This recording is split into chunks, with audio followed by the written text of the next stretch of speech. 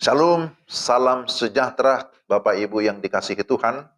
Senang bisa berjumpa lagi dalam PA, pendalaman Alkitab pada hari ini. Sebelum kita melanjutkan, mari kita berdoa terlebih dahulu.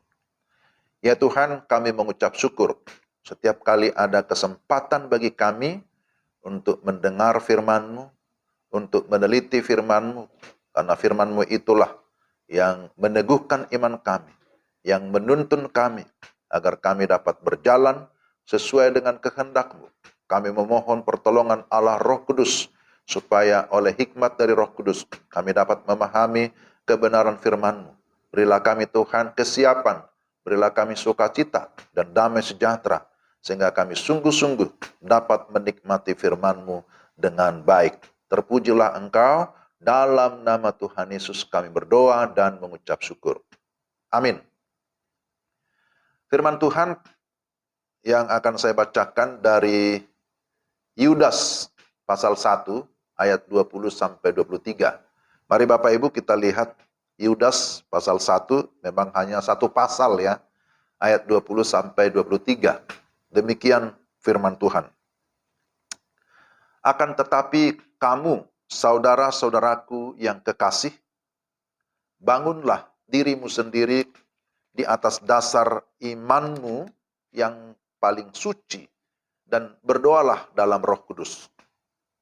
Peliharalah dirimu demikian dalam kasih Allah, sambil menantikan rahmat Tuhan kita, Yesus Kristus, untuk hidup yang kekal. Tunjukkanlah belas kasihan kepada mereka yang ragu-ragu. Selamatkanlah mereka dengan jalan merampas mereka dari api. Tetapi tunjukkanlah belas kasihan yang disertai ketakutan kepada orang-orang lain juga, dan bencilah pakaian mereka yang dicemarkan oleh keinginan-keinginan dosa. Demikian pembacaan firman Tuhan. Saat ini saya berbicara tentang pelayanan Yudas. Bapak Ibu yang dikasihi Tuhan, Yudas adalah seorang hamba Yesus Kristus. Tentu bukan Yudas Iskariot.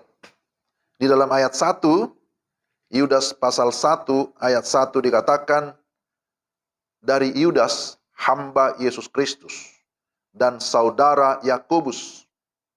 Jadi dia adalah saudaranya Yakobus. Kepada mereka yang terpanggil, yang dikasihi dalam Allah Bapa, dan yang dipelihara untuk Yesus Kristus, rahmat, damai sejahtera, dan kasih kiranya melimpahi kamu. Itu Yudas pasal 1 ayat 1 sampai 2. Ini salam yang disampaikan oleh Yudas. Sekaligus dia memberitahu bahwa dia adalah seorang hamba Yesus Kristus, saudaranya Yakobus, dan dia menuliskan suratnya kepada mereka. Mereka itu siapa? Disebutkan di sini yang terpanggil, yang dikasihi dalam Allah Bapa, dan yang dipelihara untuk Yesus Kristus. Artinya dia menulis surat kepada orang-orang Kristen, kepada jemaat mula-mula. Dan apa tujuannya? Kalau kita lihat di dalam ayatnya yang ketiga dikatakan, saudara-saudaraku yang kekasih, sementara aku bersungguh-sungguh berusaha menulis kepada kamu tentang keselamatan kita bersama, aku merasa terdorong untuk menulis ini kepada kamu dan menasihati kamu, supaya kamu tetap berjuang untuk mempertahankan iman yang telah disampaikan kepada orang-orang kudus. Jadi kita lihat di sini bahwa Yudas menulis surat ini tentu punya tujuan. Dia menulis oleh karena dorongan Roh Kudus. Maka kita percaya Alkitab itu adalah pengilhaman dari Roh Kudus, sehingga memiliki otoritas. Alkitab berkuasa karena memang ditulis berdasarkan ilham Roh Kudus. Artinya bahwa Alkitab itu berasal dari Tuhan, berasal dari Roh Kudus, sehingga Alkitab adalah firman Allah. Nah ini. Jadi ada tujuannya. Dikatakan Aku merasa terdorong untuk menulis ini kepada kamu dan menasihati kamu supaya kamu tetap berjuang untuk mempertahankan iman. Jadi mereka dinasihati supaya tetap berjuang mempertahankan iman yang murni, iman yang menyelamatkan. Sekalipun mereka menghadapi berbagai-bagai tantangan pada masa itu. Nah, yang pertama mari kita lihat bagaimana situasi dan kondisi jemaat pada masa pelayanan Yudas. Kita lihat bahwa sekali lagi surat Yudas ini ditulis sebagai respons terhadap sebuah persoalan yang genting yang dihadapi jemaat mula-mula. Apa itu? Ya, berkaitan dengan ajaran-ajaran sesat dari guru-guru palsu. Mereka adalah sekelompok orang yang telah menyusup, yang digambarkan seperti serigala berbulu domba. Mereka menyusup ke dalam jemaat dan menyalahgunakan kasih karunia Allah demi kesenangan mereka sendiri. Nah, di dalam ayat yang keempat ya dikatakan, sebab ternyata ada orang tertentu yang telah masuk menyelusup di tengah-tengah kamu, yaitu orang-orang yang telah lama ditentukan untuk dihukum. Mereka adalah orang-orang yang fasik, yang menyalahgunakan kasih karunia Allah kita untuk melampiaskan hawa nafsu mereka, dan yang menyangkal satu-satunya penguasa dan Tuhan kita, Yesus Kristus. Nah, Bapak Ibu, Saudara yang dikasihi Tuhan, dalam istilah teologi, ajaran mereka ini disebut antinomianisme. Artinya bahwa mereka anti hukum atau aturan. Kelompok antinomian memahami kebebasan Kristiani atau kebebasan Kristen secara keliru dan memakainya demi kenikmatan duniawi. Mereka berfokus kepada yang namanya materi, makan minum, keuntungan pribadi, kesenangan pribadi, sampai kepada pelampiasan hawa nafsu. Jadi, Bapak Ibu yang dikasihi Tuhan, inilah situasi yang terjadi. Mereka anti hukum. Mereka tidak percaya kepada Yesus sebagai satu-satunya penguasa atau sebagai satu-satunya yang berkuasa dan Tuhan yang menyelamatkan. Mereka justru sebaliknya mau mempergunakan setiap kebebasan itu menurut kesenangan pribadi. Jadi Yudas berkata di dalam ayat 12, mereka inilah noda dalam perjamuan kasih, di mana mereka tidak malu-malu melahap dan hanya mementingkan dirinya sendiri. Mereka bagaikan awan yang tak berair, yang berlalu ditiup angin. Mereka bagaikan pohon-pohon yang dalam musim gugur tidak menghasilkan buah. Pohon-pohon yang terbantun dengan akar-akarnya dan yang mati sama sekali. Jadi inilah kondisi yang terjadi pada masa pelayanan Yudas, pada jemaat mula-mula. Kemudian kalau kita lihat lagi di dalam ayat 16, mereka itu orang-orang yang menggerutu dan mengeluh tentang nasibnya, hidup menuruti hawa nafsunya. Tetapi mulut mereka mengeluarkan perkataan-perkataan yang bukan-bukan, dan mereka menjilat orang untuk mendapat keuntungan. Lalu dalam ayat 19, mereka adalah pemecah belah yang dikuasai hanya oleh keinginan-keinginan dunia dan yang hidup tanpa Roh Kudus. Mereka berkata, kita sudah bebas dari hukum Taurat, maka mari kita bersenang-senang. Apa yang sedang terjadi ya seharusnya tidak mengagetkan jemaat. Memang sejak dahulu sudah ada para penyesat yang didorong oleh kepuasan hawa nafsu semata-mata. Kita ingat misalnya Kain, Bileam, Korah, itu juga diingatkan oleh Yudas di dalam ayat yang ke-11 ya.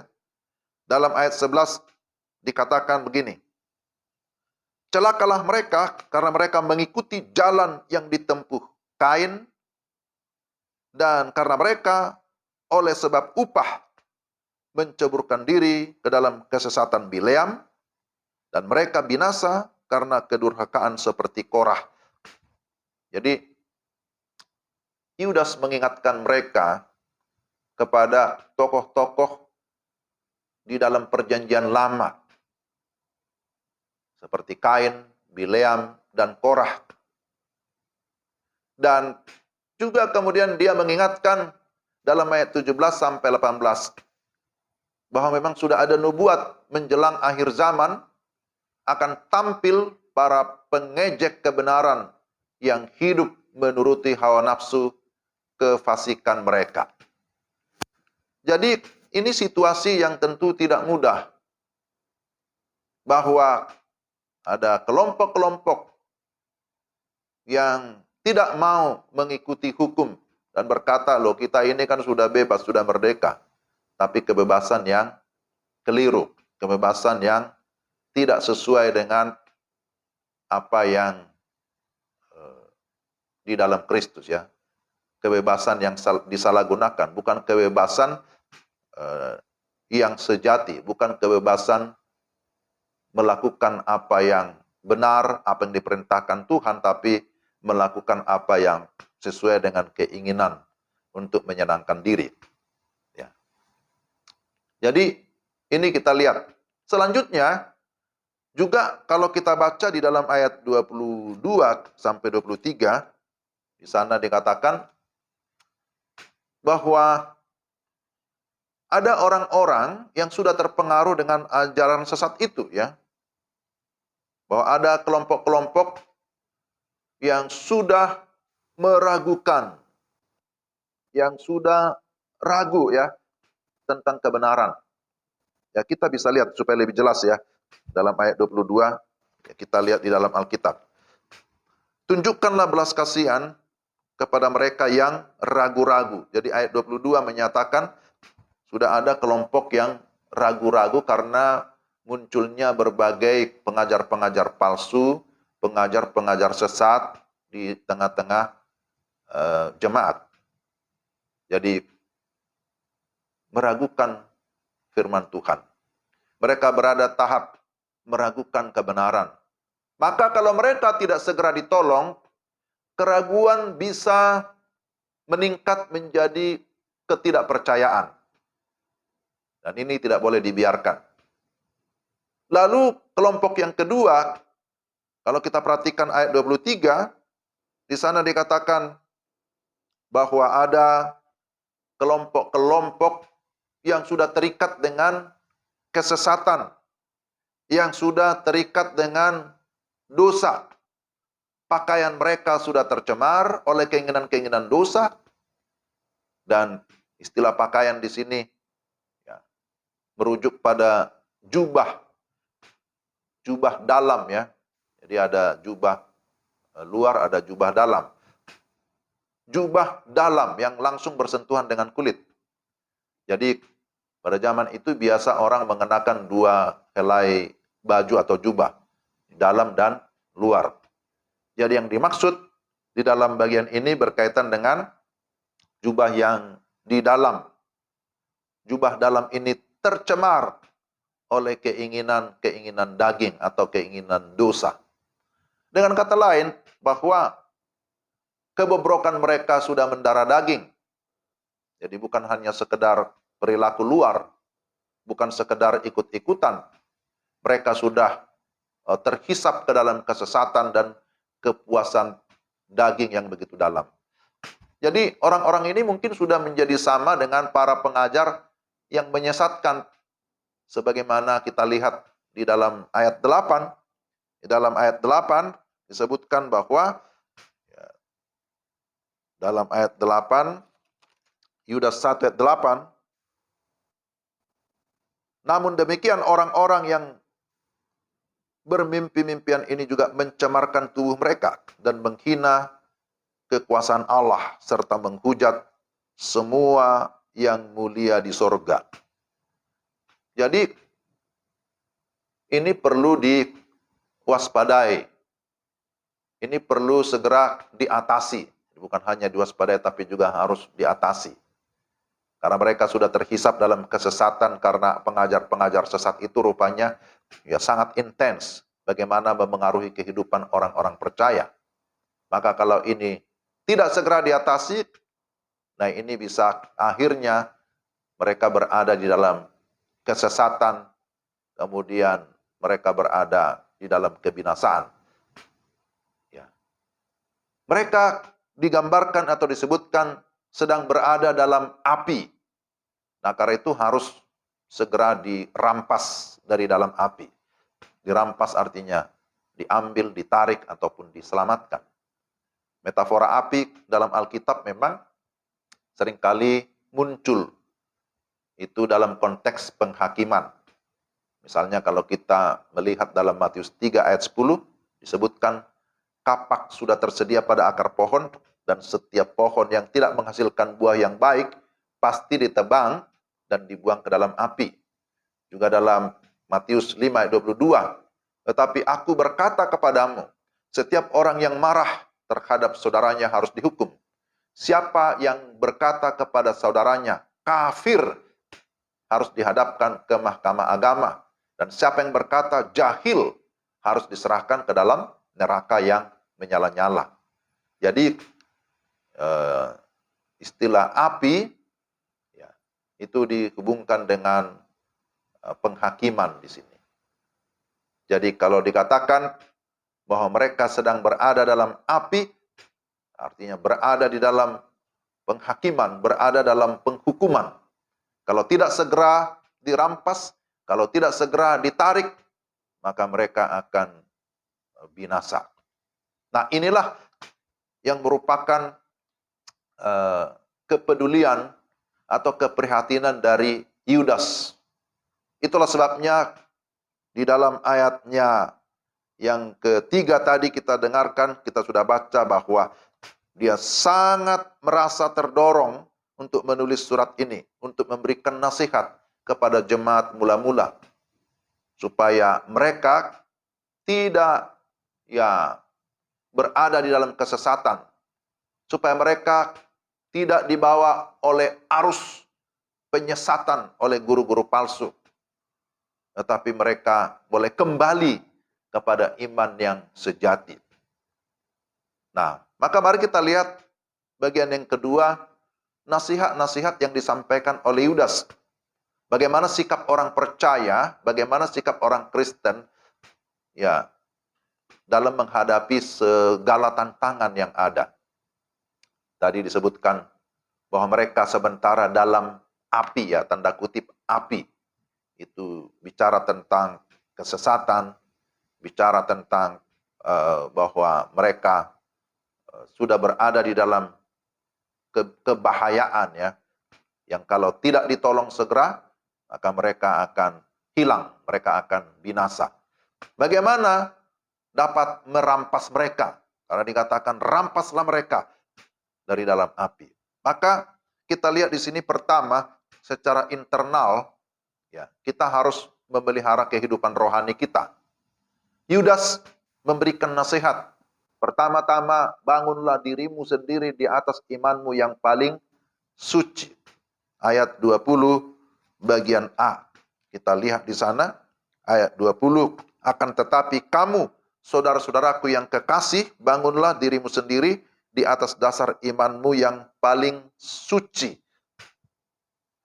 Supaya kita tetap kuat, maka harus terus membangun iman berdasarkan firman yang murni, sehingga tetap memiliki gairah hidup, bahkan gairah untuk menjangkau orang-orang yang masih di dalam api itu. Jadi tentu kita selalu bersyukur setiap kali ada kesempatan mendengarkan firman Tuhan. P.A. Del itu kan sudah lama, ya, Kita sudah lama belajar firman Tuhan. Dan setiap kali mendengarkan firman Tuhan, itu akan terus menolong kita, meneguhkan iman kita. Supaya kita memiliki gairah untuk hidup bagi Tuhan. Melakukan apa yang merupakan amanatnya Tuhan. Ada gairah untuk menjangkau orang-orang yang masih dalam api itu. Lalu yang kedua dikatakan berdoalah dalam Roh Kudus. Ayat 20 bagian B. Doa itu merupakan komunikasi dengan Allah. Saya kira Bapak Ibu sekalian, kita sudah banyak mendengar khotbah tentang doa. Ada banyak definisi tentang doa. Ada orang berkata doa itu nafas hidup orang beriman. Doa itu membangun hubungan dengan Tuhan. Doa berarti ya bercakap-cakap dengan Tuhan. Nah, itu semua tidak salah. Berdoa agar kita bisa menyelaraskan kehendak kita dengan kehendaknya Tuhan. Berdoa dalam pimpinan Roh Kudus. Artinya kita berdoa untuk kita bisa memiliki kepekaan. Kepekaan akan pimpinan Tuhan, akan pimpinan Roh Kudus. Jadi kalau kita dikatakan berdoa dalam Roh Kudus, maka sesungguhnya Roh Kudus itu juga yang memimpin kita ketika kita berdoa. Roh Kudus memimpin kita bagaimana berdoa. Karena doa itu adalah relasi pribadi dengan Tuhan. Kita semakin banyak berdoa, maka kita semakin memiliki kepekaan akan pimpinan Tuhan. Maka ada ungkapan berkata, bekerjalah dengan lutut. Artinya apa? Kita harus melakukan segala sesuatu dengan doa. Doakan apa yang kamu kerjakan. Kemudian kita mengerjakan apa yang kamu doakan. Saudara-saudara, Bapak Ibu yang dikasihi Tuhan, berdoa dalam Roh Kudus. Artinya kita memang memberi diri untuk dipimpin oleh Tuhan. Supaya doa kita itu pun tidak hanya berpusat kepada diri kita. Doa kita itu tidak hanya berbicara tentang aku, kebutuhanku, keluargaku, ya berkat untuk aku. Itu namanya, ya dalam istilah kalau dalam kursus misi Kairos disebut doa yang bersifat top line. Top line artinya doa yang hanya berpusat kepada diri kita. Tapi berdoa dalam Roh Kudus artinya kita juga memiliki kepekaan untuk melihat apa yang Tuhan lihat. Berdoa untuk kepentingan orang lain. Berdoa bagi mereka yang sedang berada di dalam kesesatan. Berdoa bagi mereka yang terhilang. Berdoa bagi suku-suku yang belum terjangkau. Berdoa bagi saudara-saudara kita yang ya sudah dipengaruhi oleh ajaran-ajaran yang sesat supaya mereka kembali kepada kebenaran. Itu disebut istilah bottom line. Berdoa secara bottom line artinya tidak hanya berpusat kepada aku, tapi juga berdoa sesuai dengan apa yang ada di dalam isi hati Tuhan. Di dalam hati Bapa, bahwa Bapa merindukan supaya orang-orang yang berdosa mengalami pertobatan, orang-orang terhilang boleh ditemukan kembali, orang-orang yang binasa ya maka dikembalikan kepada jalan kebenaran. Itu yang kedua. Tapi yang ketiga dikatakan peliharalah dirimu sedemikian dalam kasih Allah. Itu dalam ayat yang ke-21. Dalam ayat 21 dikatakan peliharalah dirimu demikian dalam kasih Allah, sambil menantikan rahmat Tuhan kita Yesus Kristus untuk hidup yang kekal. Kasih Allah menjadi alasan dan motivasi bagi kita untuk melakukan segala sesuatu. Amin. Sebab tanpa kasih semua menjadi sia-sia. Di dalam 1 Korintus pasal 13 saya kira sangat jelas. Kita baca di sana ayat 1 sampai dengan ayat yang ketiga. Bahkan kalau kita baca keseluruhan, itu bicara tentang keutamaan kasih. Kalau tanpa kasih dikatakan, semuanya akan nonsen. Sama seperti canang yang gemerincing, ya ibaratnya bahasa kita sehari-hari seperti tong kosong yang nyaring bunyinya. Jadi orang yang sudah mengalami cinta kasih Allah, dia akan mampu mengasihi orang lain. Maka di sini dikatakan, peliharalah dirimu sedemikian dalam kasih Allah. Karena kasih Allah itu menjadi motor, menjadi penggerak yang menggerakkan kita untuk bisa mengasihi sesama, mengasihi orang lain. Jadi pastikan bahwa kita sudah memiliki kasih Allah dalam hidup kita. Kasih yang sungguh-sungguh mau berkorban. Kasih yang rela memberi. Kasih yang tidak mengharapkan balasan ya. Jadi bukan mengasihi karena saya mengharapkan sesuatu dari orang itu. Bukan mengasihi karena, tetapi lebih kepada mengasihi meskipun, walaupun mengasihi walaupun saya mungkin tidak mendapatkan apa yang saya harapkan dari orang itu. Walaupun mungkin saya kecewa, saya tetap mengasihi. Walaupun saya mungkin tidak dihormati, tidak dihargai. Tapi prinsip mengasihi, ya karena kita sudah lebih dahulu dikasih oleh Tuhan.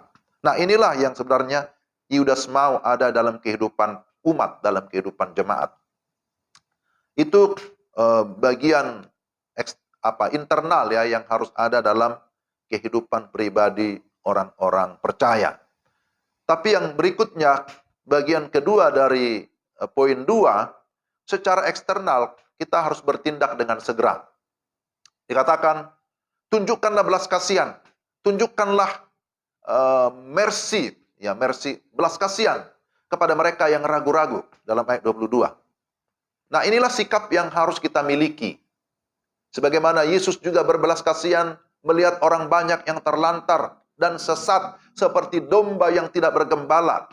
Kita bisa baca itu dalam Matius 9 ayat 35 sampai 38. Sebagaimana Allah sudah berbelas kasihan kepada kita yang dahulu sudah tersesat karena dosa, demikian pula kita sepatutnya memperlakukan orang lain. Orang yang murah hati dikatakan orang berbelas kasihan, maka akan menerima belas kasihan. Jadi kita tunjukkan belas kasihan kepada orang yang terlantar, kepada orang tersesat. Lalu yang kedua dikatakan selamatkan mereka dengan jalan merampas mereka dari api. Ayat 23. Istilah merampas, harpaso ya bahasa Yunani, menunjukkan bahwa penyelamatan jiwa merupakan hal yang mendesak. Merampas artinya menyelamatkan jiwa. Dan itu sesuatu yang mendesak, bahkan memaksa, tidak boleh berlambat-lambat atau menunda-nunda. Ibarat seorang anak yang terjebak dalam api akibat kebakaran rumah, itu sangat membutuhkan pertolongan sesegera mungkin. Penyelamatan jiwa bersifat segera, dan itu adalah satu keharusan. Jikalau tidak, maka dia akan mati dalam kebinasaan. Saudara-saudara, ada kisah seorang misionaris ke Cina, bernama Hudson Taylor. Hudson Taylor ya. Lalu, kemudian setelah dia menginjili seorang bapak, lalu dia bertobat, terima Tuhan.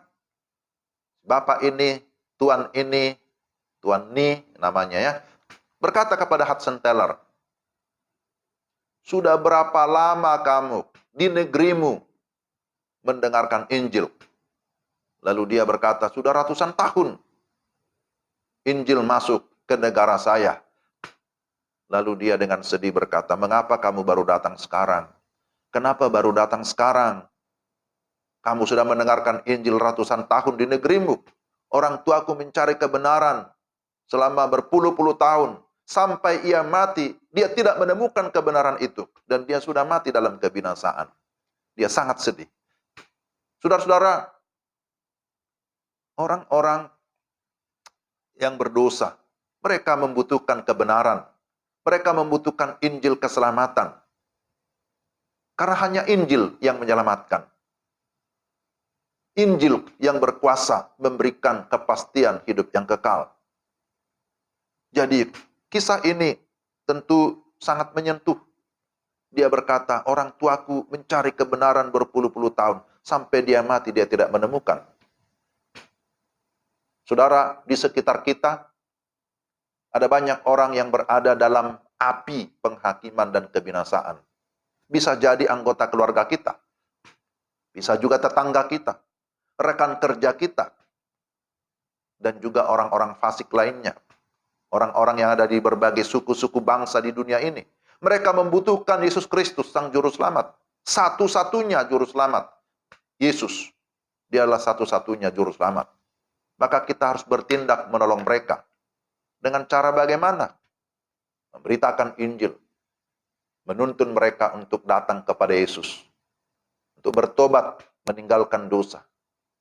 Percaya, membuka hati, menerima Yesus sebagai Tuhan dan Juru Selamat. Nah, inilah sesungguhnya nasihat Yudas kepada jemaat mula-mula. Supaya mereka tidak hanya tinggal diam, mereka tidak hanya berpangku tangan, pasif, dan berkata, no problem, itu bukan urusan saya. Tetapi sesungguhnya sebagai orang-orang Kristen, sebagai orang percaya, kita memiliki tanggung jawab moral, tanggung jawab iman, bahwa kita merindukan supaya tidak seorang pun yang binasa, supaya tidak seorang pun yang terhilang. Itulah hati Bapa. Maka kita harus merampas mereka dari dalam api. Dengan cara bagaimana? Dengan cara mendoakan tentu. Dengan cara kita mengabarkan Injil, memberitakan Injil keselamatan yang akan membawa mereka kepada sebuah kepastian. Saudara, Bapak, Ibu yang dikasihi Tuhan, sebagai bagian akhir, kita bisa menyimpulkan bahwa kehidupan masa kini menjelang kedatangan Kristus kembali adalah kehidupan yang tentu penuh dengan tantangan. Baik tantangan dari orang yang mengaku diri sebagai orang percaya, tapi sebenarnya sebagai penyusup serigala berbulu domba. Ya. Juga tantangan dari guru-guru palsu yang tidak seiman, yang berusaha menyesatkan banyak orang, serta orang-orang yang hidup dalam berbagai hawa nafsu duniawi. Ya, itu banyak sekali. Kalau Bapak Ibu ingat, di awal-awal tahun, PA ini disampaikan juga Pak Nuh mengingatkan ya, bahwa kita harus hati-hati terhadap berbagai pengajaran yang menyesatkan.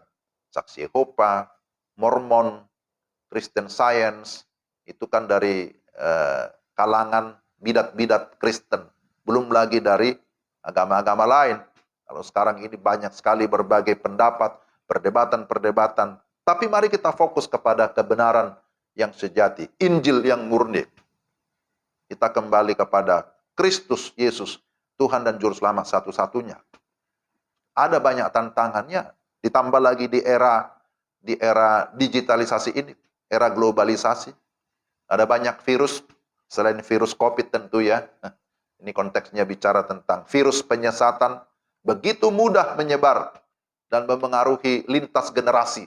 Dari orang tua lansia, sampai kepada anak-anak yang masih kecil pun. Yang masih balita, yang masih kecil. Mudah sekali dicemarkan, dipengaruhi oleh media, oleh YouTube. Waduh, saya lihat anak-anak juga di rumah masih kecil-kecil. Kalau tidak diawasi, maka ini bisa membahayakan pikiran mereka, dipengaruhi, dikacaukan, dan akhirnya mereka tidak lagi peduli akan kerohanian, tidak lagi percaya akan Tuhan. Wah, jadi dari anak-anak sampai kakek nenek, opung-opung, memang harus waspada bagaimana menggunakan media sosial yang di satu sisi adalah alat yang efektif, yang positif, tapi juga di sisi lain kalau tidak hati-hati itu bisa meruntuhkan iman orang-orang percaya. Karena itu tidak heran banyak generasi yang sementara juga berada dalam api ya, yang membinasakan itu. Jadi Bapak Ibu dikasih Tuhan, dengan mengetahui betapa banyaknya orang dalam bahaya kesesatan, hidup dalam api yang membinasakan, maka kita tidak boleh berdiam diri. Kita tidak boleh masa bodoh dengan berkata, it is not my business, itu bukan urusanku. Kita tidak bisa santai, kita tidak bisa menunda-nunda dalam pemberitaan Injil. Tidak boleh berlambat-lambat. Kita harus memandang bahwa masa ini, periode ini adalah kairos bagi kita, kesempatan bagi kita untuk memberitakan kebenaran. Karena kalau Kristus sudah datang kembali, kairos itu sudah selesai, sudah berakhir. Kita harus memiliki hati seperti hati Bapa, seperti hati Tuhan Yesus, hati yang penuh dengan belas kasihan, hati yang rindu melihat orang lain bersuka cita karena mengenal Yesus dan mengalami keselamatan. Jadi kapanpun dan dimanapun kita berada, ingatlah, tugas kita adalah merampas mereka dari dalam api. Sehingga mereka yang tadinya berada dalam api yang membinasakan, sekarang bisa keluar dari api dan mengalami penyucian iman. Untuk itu kita harus rela berkorban waktu, tenaga, uang, bahkan diri kita sendiri. Bapak Ibu yang dikasihi Tuhan, inilah bagian firman Tuhan yang bisa saya bagikan. Kiranya Tuhan memberikan kita kemampuan untuk dapat melakukan firman-Nya. Tuhan memberkati kita sekalian. Amin. Mari kita berdoa. Bapa di surga, dalam nama Tuhan Yesus, terima kasih ada kesempatan bagi kami mendengarkan firman-Mu. Firman-Mu itu adalah kebenaran, dan kami berdoa supaya Roh Kudus tolong kami untuk kami dapat melakukan firman-Mu dengan baik. Terpujilah Engkau. Saat ini Tuhan, kami mau berdoa menyerahkan seluruh kehidupan kami. Kiranya Tuhan terus memimpin dan meneguhkan kami di tengah-tengah berbagai banyaknya pengajaran-pengajaran palsu yang bisa menyesatkan, yang bisa mengganggu keimanan kami. Baik yang datang dari dalam sendiri, itu bidat-bidat Kristen, juga dari luar kekristenan. Kami berdoa supaya Engkau teguhkan iman kami, sehingga kami tidak goyah, kami tidak mundur, kami tidak menyerah, tapi kami tetap menyatakan iman kami kepada Yesus Kristus, bahwa Kristus Yesus menjamin kehidupan kekal yang terus memelihara kehidupan kami. Berkati semua Bapak Ibu, ya anggota dari PADL ini, Tuhan terus memberikan kekuatan kesehatan. Yang sakit kami berdoa supaya Tuhan jamah sembuhkan, yang lemah Tuhan kuatkan, yang bergumul untuk masalah-masalah kehidupan, baik itu kehidupan rumah tangga Tuhan pulihkan, bergumul masalah finansial, masalah ekonomi Tuhan juga kiranya memulihkan, yang mencari pekerjaan Tuhan juga memberikan pekerjaan. Kami berdoa untuk semua anggota keluarga, Tuhan pimpin supaya tetap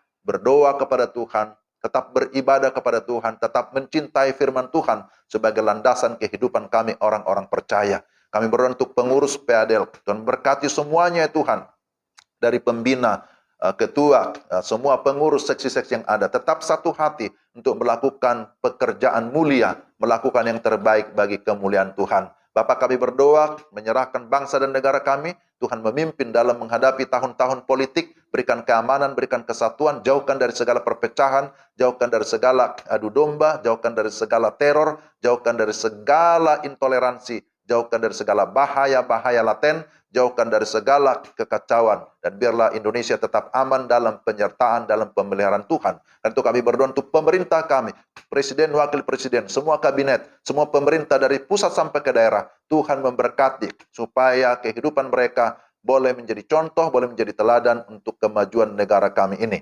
Kami berdoa Tuhan, menyerahkan dalam tangan-Mu juga untuk Pak Luhut sebagai Menko Kemaritiman dan investasi, kiranya Tuhan terus memimpin, memberikan hikmat dan bijaksana, memberikan kekuatan dan kesehatan, berkati bersama dengan Ibu Devi, bersama semua anak-anak, biar tetap melayani Tuhan, menjadi berkat bagi bangsa ini. Tuhan berkati seluruh kehidupan mereka, dimanapun berada, Tuhan jaga lindungi, supaya tetap hidup dalam keamanan karena pertolongan Tuhan. Kami semua sekali lagi berserah kepadamu ya Tuhan, pimpin sertai kami dalam PA-PA selanjutnya. Kami berdoa supaya Tuhan memberikan kami hikmat. Roh Kudus terus menjadi pengajar utama di dalam kehidupan kami. Bapa, inilah doa kami yang kami naikkan kepadamu. Dalam nama Yesus yang mengajar muridnya, berdoa bersama-sama. Bapa kami yang di surga, dikuduskanlah namamu, datanglah kerajaan-Mu. Jadilah kehendak-Mu di bumi seperti di surga. Berikanlah kami pada hari ini makanan kami yang secukupnya, dan ampunilah kami akan kesalahan kami, seperti kami juga mengampuni orang yang bersalah kepada kami. Dan jangan membawa kami ke dalam pencobaan, tapi lepaskanlah kami daripada yang jahat. Karena Kalian punya kerajaan dan kuasa dan kemuliaan sampai selama-lamanya. Amin. Terimalah berkat dari Tuhan. Kasih karunia dari Tuhan Yesus Kristus, kasih Allah Bapa, dan pertolongan Roh Kudus terus memimpin dan menyertai kita dari saat ini sampai selama-lamanya. Amin. Amin. Demikianlah PA kita hari ini. Tuhan memberkati Bapak Ibu sekalian. Tetap semangat, jangan lupa tetap prokes, dan tetap ingat serta lakukan firman-Nya. Jadi berkat dimanapun kita berada. Sampai jumpa lagi. Shalom. Horas.